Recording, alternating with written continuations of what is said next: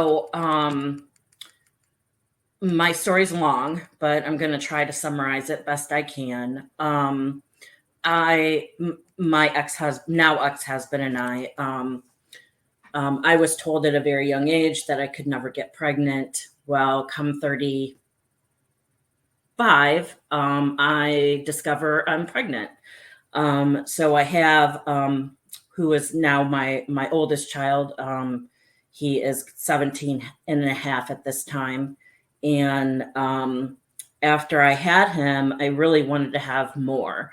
And my doctor and my delivery was so complicated that he said, absolutely not, no way, can't. So that's what led us to adoption. Um, so we ended up taking some classes, and you learn, they're actually foster care classes, but we went in with the understanding that we did not want to foster. We only wanted to foster to adopt. I had fostered children as I was growing up, and I experienced very close relationships with my foster sisters, and it was very difficult to watch them leave the home. And I continued to try to maintain relationships with them, and it was disappointing to see them faltering through the same paths as their parents did. You thought you were going to help, but ultimately, only one of my foster sisters became successful out of about 20. But anyway, we went down the road of adoption. We took the classes. They talked to us about fetal alcohol syndrome. They talked about lots of things. I believe they talked about ADHD and a lot of other things, but reactive attachment disorder was never discussed. And so we were presented, a couple of cases. We really just wanted to adopt one child, but it seemed like all of the presentations for these kids were coming in sibling pairs. So we were presented with the two we adopted. And so we went and we met with the social worker, and she told us a little bit about the children, and she told us a little bit about their background. And she did inform us after we met the children that they were diagnosed with reactive attachment disorder. And, at the time when I questioned her, because I specifically remember questioning her about it, she told me it was no big deal, nothing significant, nothing you really need to worry about. It's treatable. And the only other diagnosis they had at the time was ADHD, and my daughter was diagnosed with anxiety. So we ended up going actually out for a week. I'm in Ohio, and we spent a week with them with the end goal of coming home, bringing them home with us. If everything worked out well. So we did. We went there for a week. The social worker actually came out as well. And we spent, several days with them. We did an overnight. I can remember when we were doing the overnight, the kids were living with in New Jersey. And I remember her telling me that my youngest son needed to wear a diaper at night because he pees the bed. And that was never pre-disclosed that he was not potty trained. And and he was 5 years old. Not thinking much of it. I'm like, okay. So ultimately, they end up coming home. That's in July of 2015. And things were good, to start off. And but now, knowing more about what I do know about reactive attachment disorder, I can now pinpoint things that should have been red flags. Like week 1, they started calling us mom and dad. Week 1, they started saying they loved us. Like that's just, now I understand, like that's really not normal. But at the time we were like, oh, we've really connected with them and we created a bond with them and they really are connected to us and this is amazing. And they would meet our family, and they would be the most pleasant little children ever. Then the honeymoon was over. Probably 4 to 6 months in, the behavior started. So, couldn't figure out, why my son would just pee all over his room. He would pee all over his bed and then he would sleep in it.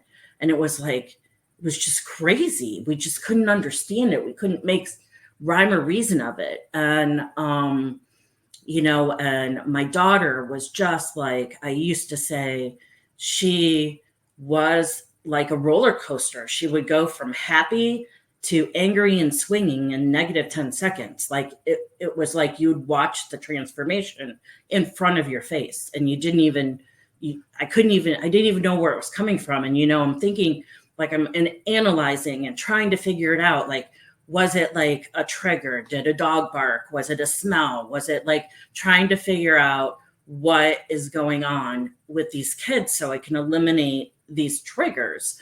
And I took my son to every urologist and doctor and everything I could possibly do to try to figure out, why is he peeing all over his room? I don't understand. Like, there has to be something wrong with him. But there wasn't. It was just something that he did. It was a control thing. Now being in the reactive attachment support groups, I realized that this is something that kids with reactive attachment just do. They just do things like off the wall, off the chart. I can remember when I found the reactive attachment support group on Facebook, and I was just like amazed that there were other people going through the same thing I was going through. And I was able to make such a connection and just know I wasn't alone was huge, but still so frustrating because there's no cure. And on, with these kids, there had been many, many issues. My son was in daycare. He got threatened. He got kicked out of a daycare and didn't ask enough questions about why. But he was violent when he was young. He would, if we went to Walmart and he wanted a toy and he couldn't have it, he would literally start grabbing crap off the shelves and flinging them across the room. In Walmart, down the shelves, wiping shelves out. And then when we would try to contain him, he would start swinging and kicking and hitting us, and these people are looking at us like control your child. Like, and we're not, I don't even know. We didn't know what was going on. We would go to public places and he would just take off and hide. And we couldn't find him. And I don't even know like why he would do that. I still don't know to this day, but he's always been a very, has violent tendencies. He likes to destroy things. To this day, he is very destructive. I have been assaulted by him physically, verbally, more times than I can count. My daughter, I've been assaulted by her. If I had to guess, probably at least 10 times. I have police reports up the wazoo.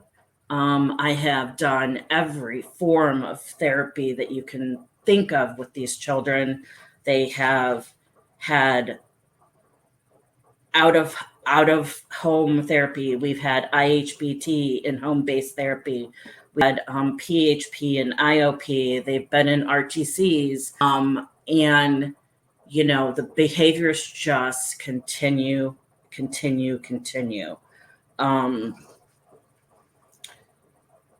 It ultimately broke up my marriage because my ex-husband, instead of trying to assist me with trying to manage these children, decided to take to the bottle.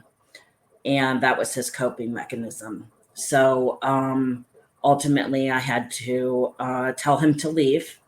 And that was difficult, but him leaving actually compounded and created more issues with the children, because now they're again dealing with another kind of abandonment issue, of us not being together, which caused a lot of triangulation. And these kids are master manipulators. They know how to get what they want, no matter the cost. And since our separation and our divorce, these kids have bounced back and forth between me and him. When they're with him right now, so I am no longer in the picture. They write me off, and then when they're with me, they write him off. So I try to encourage them to continue to have a relationship with their father. I do not believe I get the same in return. But, last year we went through a really big custody battle, and I fought for the kids. I don't know why I did. I just felt like I could still help them. And then come January of this year of 24, my daughter threatened to slit my throat. And then a month later, my youngest son again verbally assaulted me, and threatened to physically assault me. So I set a boundary for myself when my daughter was in her last RTC placement, that I will no longer allow myself to be physically, mentally, verbally, or emotionally assaulted by my children. And I stuck to it. And so come February of this year, I agreed for them to go live with their father full time. I don't really want them back. They came here on Mother's Day, and they ran through the house and they stole things. They took things that didn't belong to them. And I feel completely violated. So I'm at a position right now where I'm not mentally or emotionally capable of allowing them in my space anymore. This path has been so difficult. My daughter, who is now, she'll be 16 in July, addicted to porn, caught her in her first hardcore pornography site at the age of 9. When I caught her in it, she was chatting with people in the porn room. And I was extremely concerned about whether or not she had shared personal information about herself. And so I took her, it was a tablet at the time, and I took it to the sheriff's department to have it forensically analyzed to see what information, because she was trying to key in one of my credit cards on the site, so that she could get into it. And they had to place an officer outside of her intermediate school, because I think she was in 4th grade. But yeah, they had to put an officer outside of her school until the forensic analysis came back on what information she had shared with whomever she was chatting with online. From there, public school was always a challenge for my daughter. She would threaten her age. She would run out of classrooms and hide. She would curl up in a ball. Um, it was always she ultimately got kicked out of public school for a hit list, for writing graffiti in her locker of the list of people she's going to kill. Um, she threatened to punch her aide in the face. Luckily, it didn't happen. Um, but yeah, they ultimately came to me and said, we can no longer educate your child. She couldn't be on a Chromebook, which is what kids do now at school. They all have individual Chromebooks assigned to them.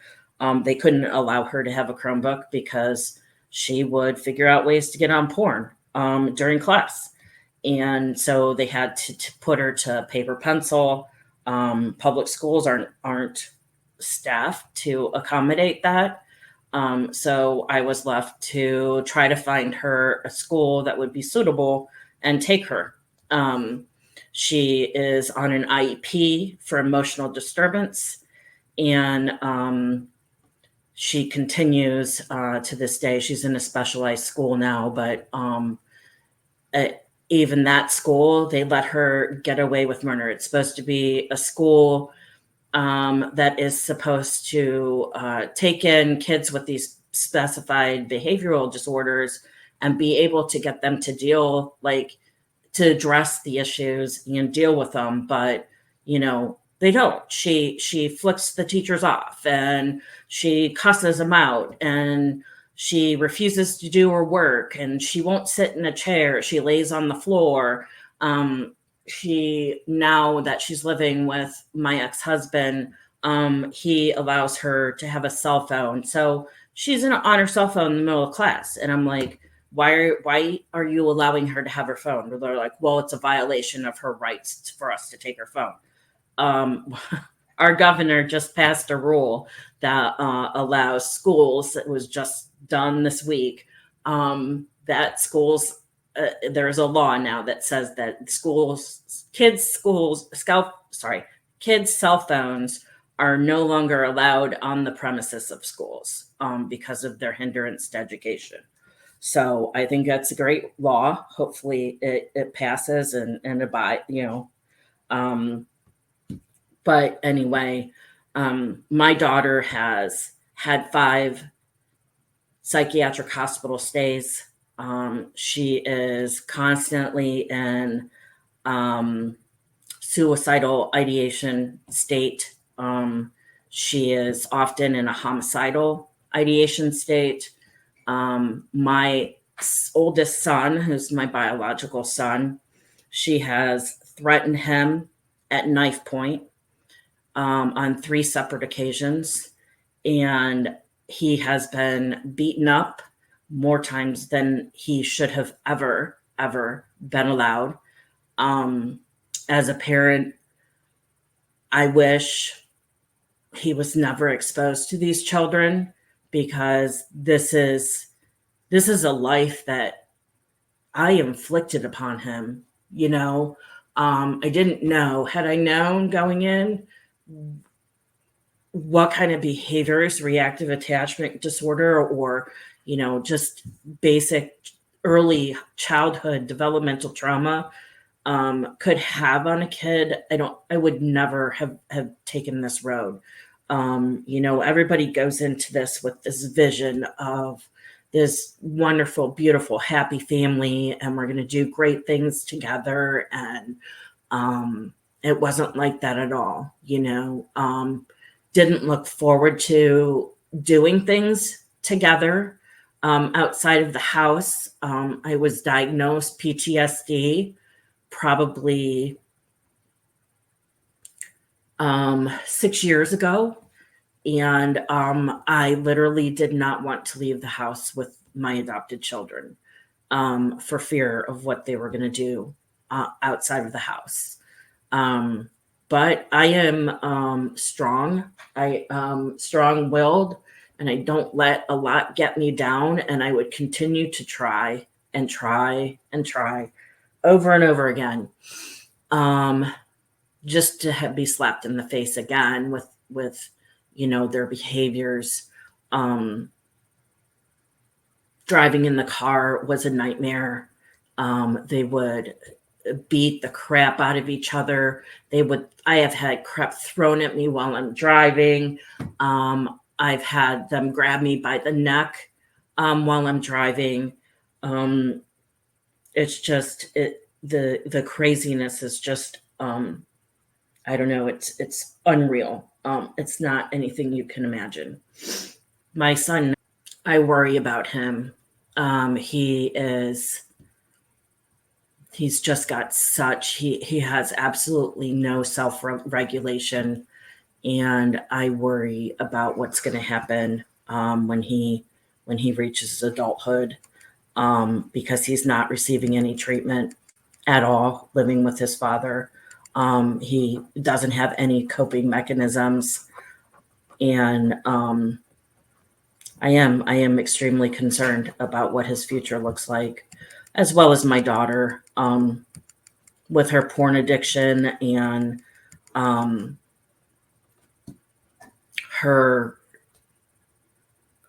she just strives to get attention any way, shape, or form she can. And I worry she's going to get sucked into trafficking or something like that, because she's not monitored anymore. I felt like, at least with me, I could try to keep them as safe as possible. But for self-preservation, I had to learn to let go. I'm still processing it. It's fresh. It just happened January, February. And I still deal with the trauma every day. It's hard to process not being in the bunker with it anymore. But it still affects my daily processing and my daily thinking. The list, I mean, I could go on and on for hours of all the things that I've done. I have had therapy sessions with my daughter where she's screaming at me at the top of her lungs, threatening to kill me, threatening to kill herself. And I'll leave the session and the therapist will just release her. I'm like, shouldn't you call the police? There's so much just scapegoating. Like, they don't want to deal with the paperwork. They just let him go. Like, this is real. She would scream and yell and just make all these threats. And they just, oh, she's just doing it for attention. No, she's pulled a knife on my child 3 times. She has pulled a knife on me. And, she has, it wasn't only, and she beat her younger brother up too. They're biological siblings, but, she beat him up once with a metal bottle, and he was bruised from head to toe. She clawed him down his back like a I called it the Wolverine. He had blood coming out of his back. I took pictures of it. It's just, this crazy stuff. And then, like, my daughter would do this crazy thing where I literally had to have my entire bathroom downstairs replaced because she showered with the door open. I would walk in there and there'd be like an inch of water on the floor. And I had black mold all over the place from the drywall up. The toilet was no longer fastened to the floor. The amount of damage she caused was unreal. I've had more holes punched in my walls, holes punched in doors. Recently, my youngest son, I mean, all I did was ask him to leave the dining room table because he was being disrespectful and screaming. And I just said very calmly, I need you to leave the table. He wouldn't leave. Finally, he gets up and he leaves. He tears a door off the hinges, takes the molding with it, puts a hole in the wall, goes downstairs, throws a lamp across the room, and then goes outside and I followed him and I'm like, what are you doing? Because he went in the garage and I was worried that he was going to do something to my car. Um, but fortunately he didn't. He went in there and I don't even know why, but he broke skateboards into pieces. Um, but like, this is the anger.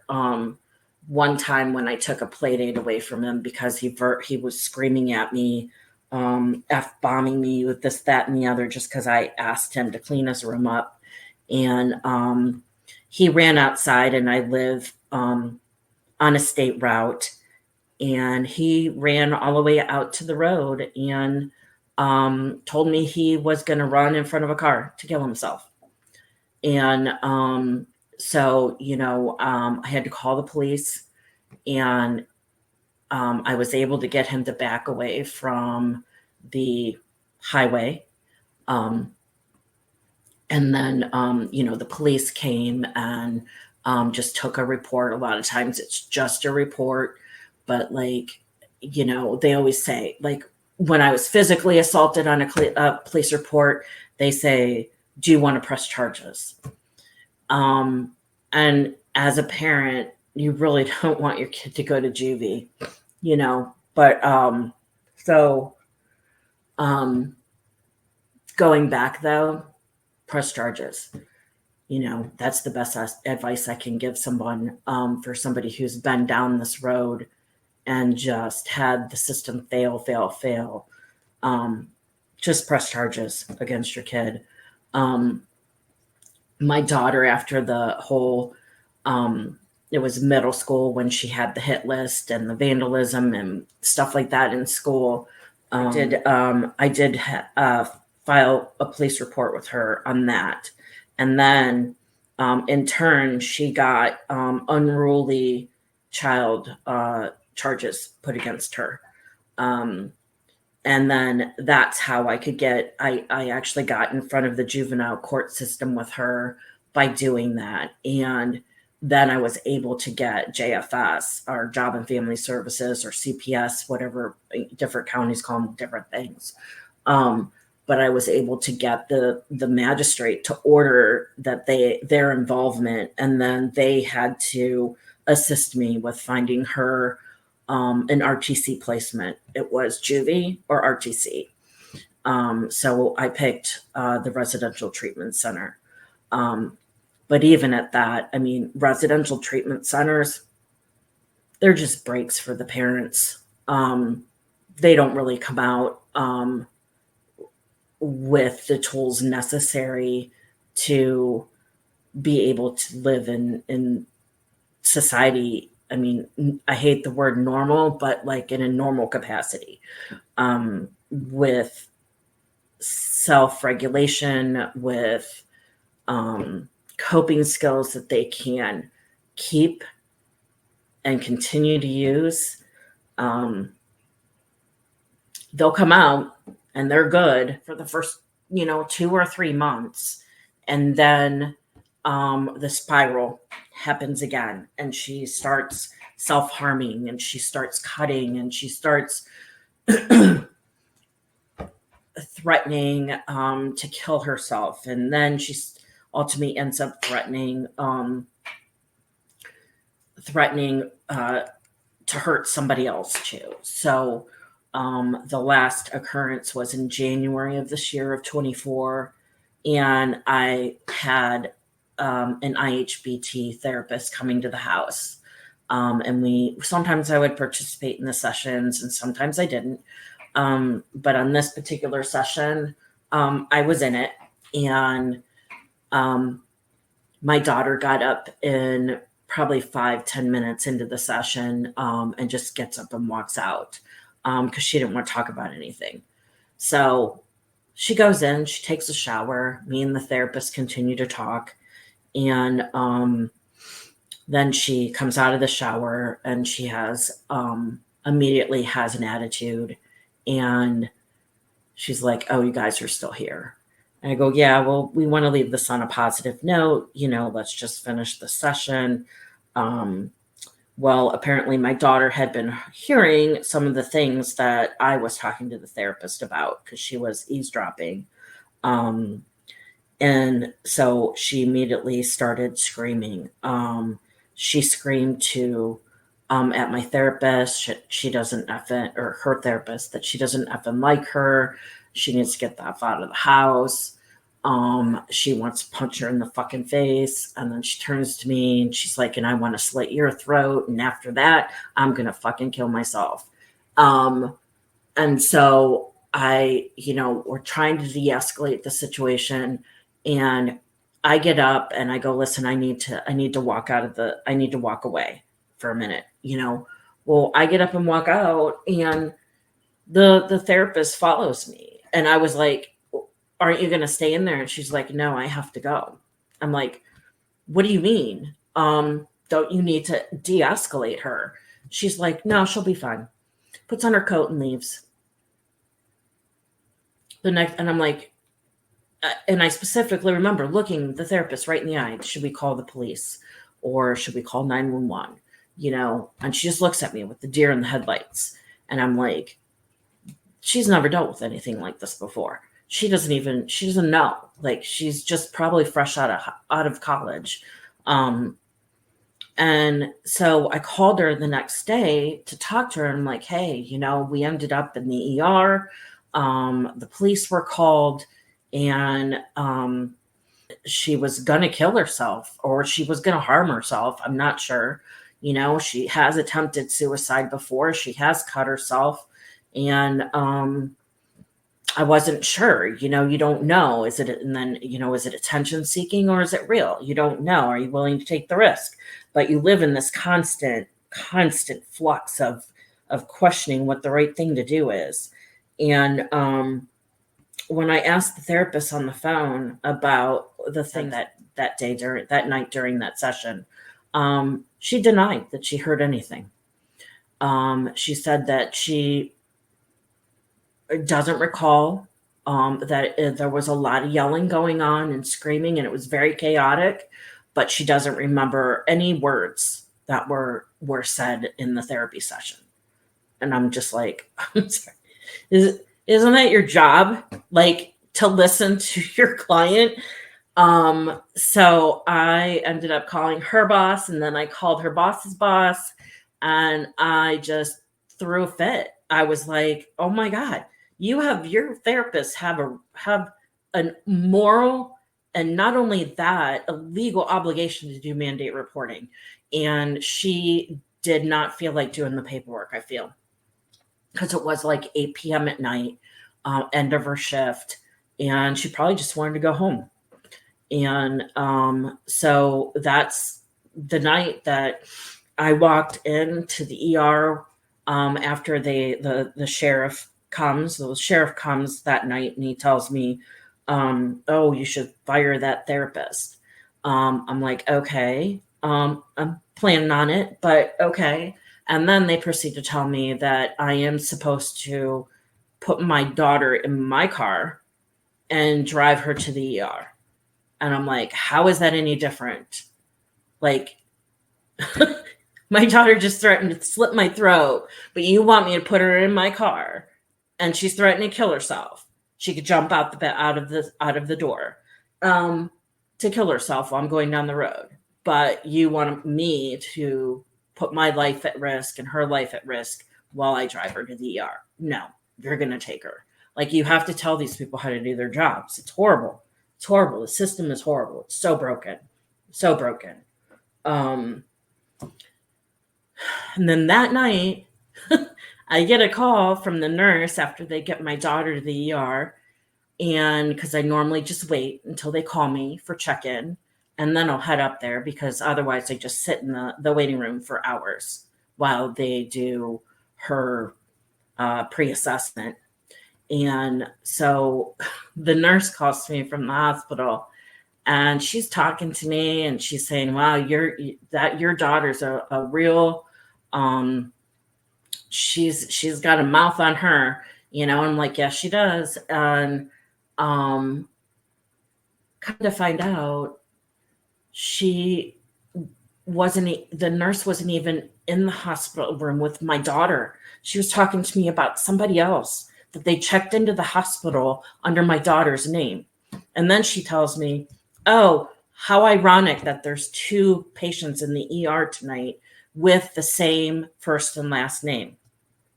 I'm like, that's bullshit. So I go up to the hospital and I go to reception and I tell them, I give them my daughter's name. And she goes, yeah, you can take a seat. I'll let the nurse know. And I go, well, aren't you going to ask me which one I'm here to see? And she goes, no, there's only one here. And I'm like, oh my God, like I was right. Like, I mean, everything is just, I don't know. It's such a hard navigation. Um, but I went in that room with my daughter and I talked to her about my boundaries. She knew what they were. And I said, I'm sorry, but you can't come home because you can't respect my boundaries. And so she said, so where am I going to go? Am I going back to residential? I said, no, I told you I'm not sending you back to residential. She goes, so what am I doing? I'm going to juvie then? And I go, no, you're not going to juvie. I said, you're going to go live with your dad. And so she just looks at me and she goes, well, I didn't want to hurt your feelings, but that's what all this is about anyway. I want to go live with dad, not you. And I go, okay, great. I go, so I'm gonna grant you your wish. I'm going to walk out of this hospital room. And I looked at her dead straight in the eyes and I said, one day you're going to look back on this day, this very moment when you made this decision. You made this decision. The moment I walked out of your life, and you will have the biggest regret because you will never have anybody that advocates for you and supports you and tries to get you the help that you need. But this is what you want. I'm going to grant you your wish. And I got up from that hospital room and I walked out. I've only seen my daughter once since, and that was in January when that happened. And she came here on Mother's Day. And like I said, they came here and they just did a fell swoop and just took a bunch of stuff. And without asking, I just noticed it missing. So their point of spending Mother's Day with me was to come in my house and get things that they didn't have at their dad's house.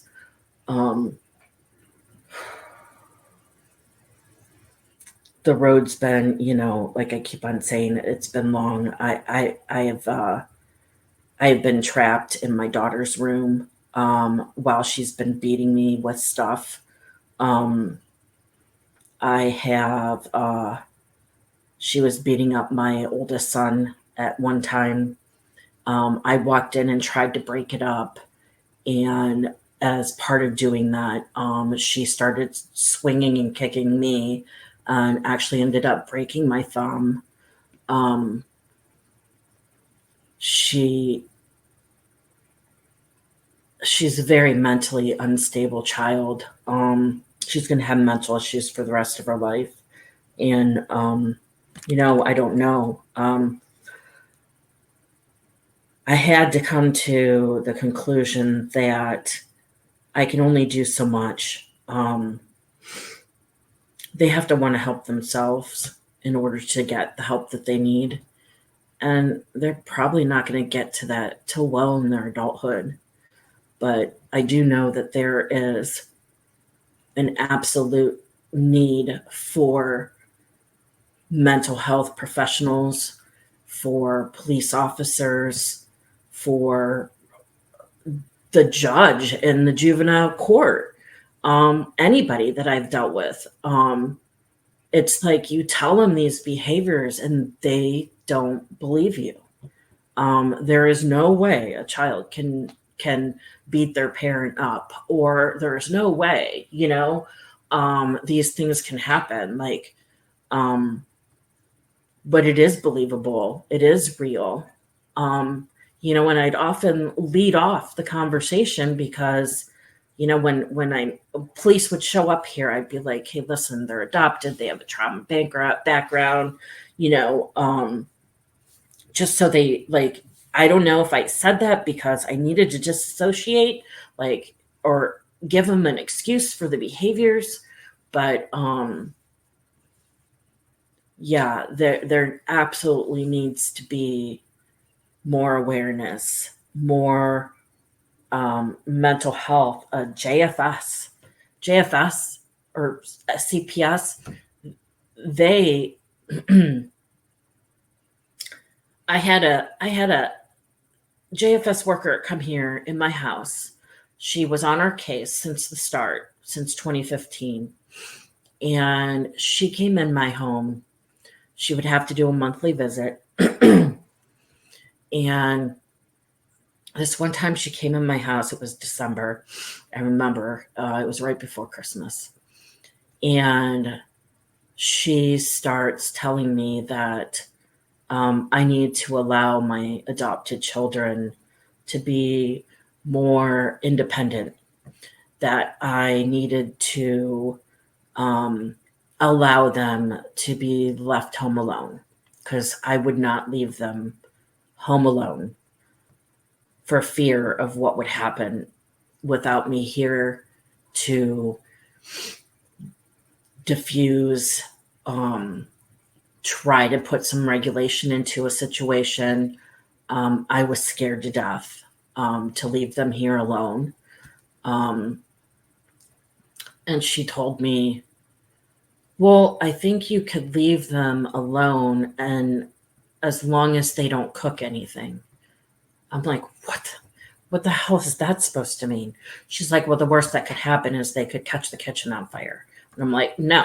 I mean, I have reports. I have documented reports. I have two 6-inch binders of every single thing I've done with these children, from therapy to police reports to school incident reports to everything. Document, document, document. I have two 6-inch binders of documentation with every police report.